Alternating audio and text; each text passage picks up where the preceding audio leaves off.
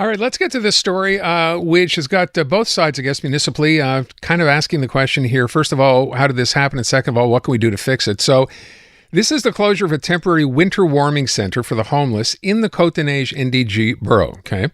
Now, I think it's fair to say reaction, or at least response to this, was greater than expected because they had almost 6,000 visits from December to April. Now that it's closed, there have been some issues in the area. Let's try to find out how this is going to be dealt with, because we have both people on, I think, who will express a different take. Stephanie Valenzuela is with Ensemble Montreal, and the mayor of that borough, Gracia Kasoki-Katahwa, is going to join us in a minute. Stephanie, let me start with you. With respect to this center, as I said, probably accommodated more people than anyone thought it would. That's a good thing, but now that it's closed, we don't know what to do. So what are you suggesting be done here? Yeah, so first of all, thank you for having me, Aaron. It's important to note exactly the statistic that you left there, that there was almost 6,000 visits in just this season. It's double the amount of the people registered when the project pilot started in 2020.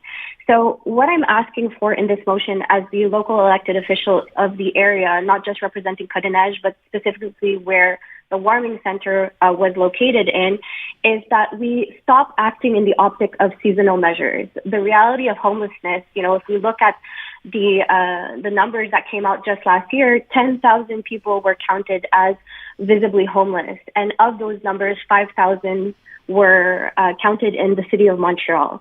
And unfortunately, the borough of Côte-des-Neiges-NDG, the most populous borough on the entire island of Montreal, is not exempted from this reality. It's a reality that we've been living with for quite some time now, even prior to the pandemic. So we really need concrete, permanent measures that allow for, predictability and stability, not only for those experiencing homelessness, but also for, the residents and everyone around the area that is living with the cohabitation that's needed for those unhoused. Part of the issue is, and of course this is the kind of thing that happens, right? So you have a center, now that center is closed, and all of a sudden you have people, and I guess you're alluding to that in the area, Stephanie, who were complaining that this is all spilled over. Those people still need a place to go. They're ending up in Martin Luther King Park. There are fights going on. There's violent behavior. We've heard this sort of story over and over again.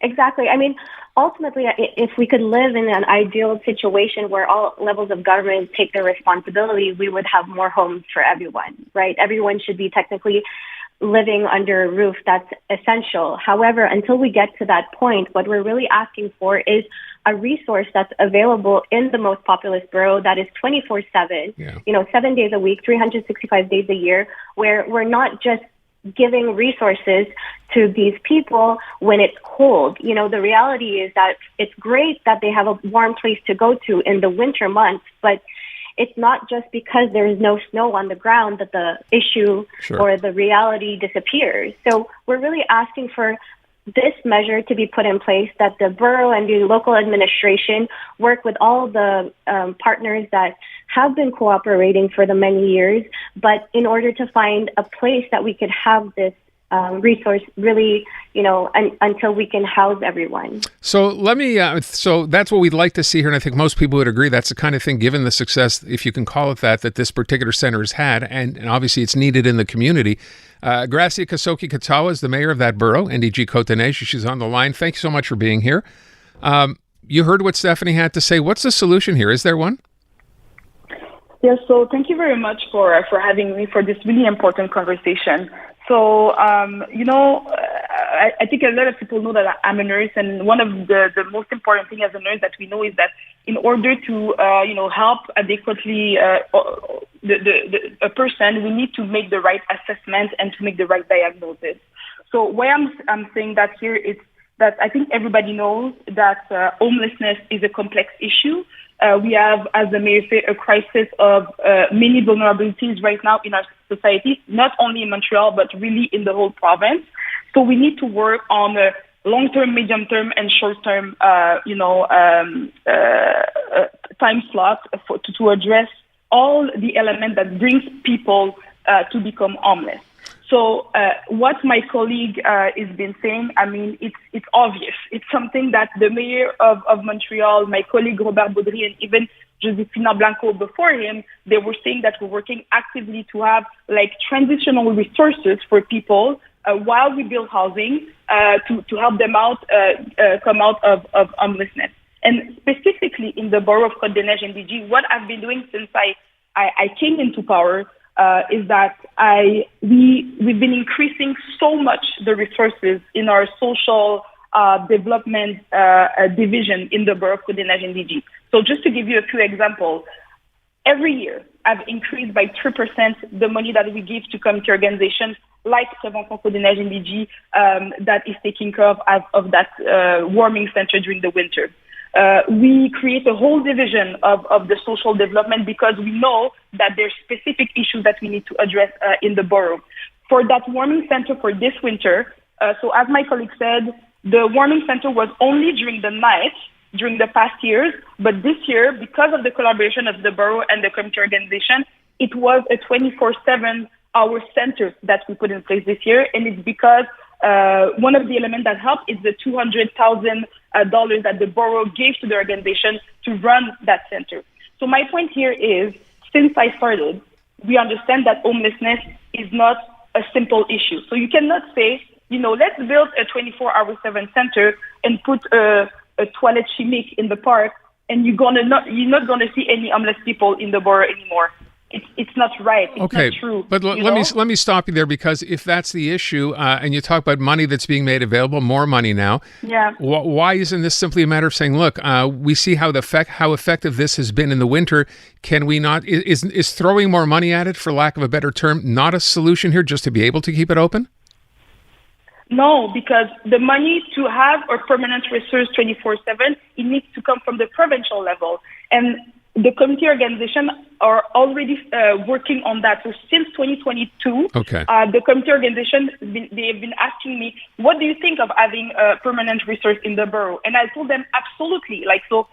When you go to the government with a concrete project, we're going to definitely support you, because we know that there will be issues of cohabitation in the area, but we have to support you because we know it's important. But in the meantime, while the community organization work on their project, they're going to deposit to the minister, we need to help people on the ground right now. And it's the warming center that we did 24/7 for the first time this year, and all the other programs that we're giving to the people who are in need in the borough, basically.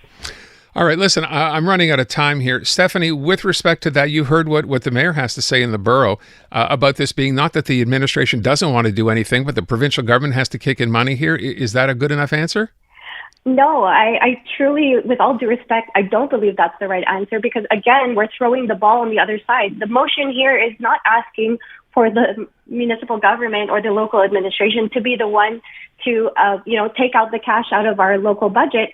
We're asking for them to take their responsibility, since they're the government of proximity and they know their territory, just to simply find a location where they can house this shelter permanently in coordination with all the partners on the ground. What we're asking for is, once they find this location and the work has been done on the ground, that it is presented to the provincial government, who will finance it afterwards. Okay. So again, I think there's a lack of responsibility here, and understanding that, yes, of course, it's complex. It's a very complex societal issue. However, as elected officials, this is what we were elected for, to find solutions. Let me ask the mayor then, is that fair then, if this is simply a matter of finding another location and considering, okay, let's move them there, or is that not? No, that's not. And that's why I say it's really important not to do sensationalist politics here. It's not that simple. If it was that simple... But why not? Why not? Because the provincial government fund a community organization that needs to run that center. So when that money is going to be given, we are already looking in the borough. We already identify some places where that center could be, but we need to have that project completed by the community organization, that the government agree with it. And you need to know that I'm in contact with Lionel Carman already on this matter. I'm in contact with the CDN, so all the people know that we're coming to them with that project. Okay. So when that's done, we're going to be able to find a place. That's not the main issue here. The main issue, it's important that this initiative come from the community. That is really important if you want it to have a lasting impact in the community. I'm going to have to leave it there. Ladies, I thank you both. I appreciate the time this afternoon. I hope we'll chat again on this, and hope there's a positive resolution at some point. Thank you so much. Thank you for having us. All right. Stephanie Valenzuela, and the bureau mayor of NDG Côte-de-Neige, Gracia Kasoki-Katahwa. And again, the problem, of course, is while this is all going on, people in that area complaining about the fact that, this is now no more place to be, no more place to house these people, and it's spreading into the street.